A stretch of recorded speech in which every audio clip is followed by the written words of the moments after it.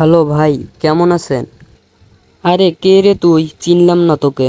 ভাই আমি লিটন, চেনেন নাই? চিনলাম।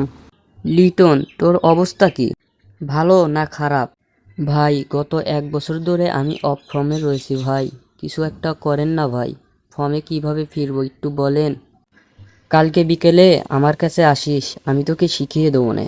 আমিতি আবার আর এক লট, তোকে আবার কি শেখাবো?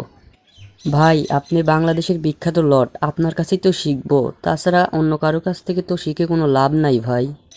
আচ্ছা সমস্যা নাই, এক লট আর এক লটকেই তো শিখাবে না, কোনো ব্যাপার না, চলে আসিস। আচ্ছা ভাই, কালকে বিকালে চলে আসবো না কিন্তু। ভাই আমার তো আবার মিরপুর মাঠ ছাড়া প্র্যাকটিস হয় না, আপনি মিরপুর মাঠে চলে আসেন প্লিজ ভাই। আরে কি বলিস, সামনে তো টি-20 বিশ্বকাপ। এখন আমাদের ভালো উইকেটে খেলতে হবে, না হলে ভক্তরা আবার গালি দিবে, জানোস না তুই? তুই জানিসই তো, আমাকে 1 নম্বর লট দিছে আর তোকে 2 নম্বর লট।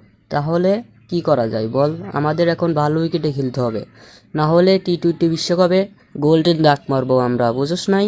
ভালো উইকেটে খেলতে হবে, ভালো উইকেটে না খেললে আমরা প্রত্যেকটি ম্যাচে গোল্ডেন ডাক মারবো।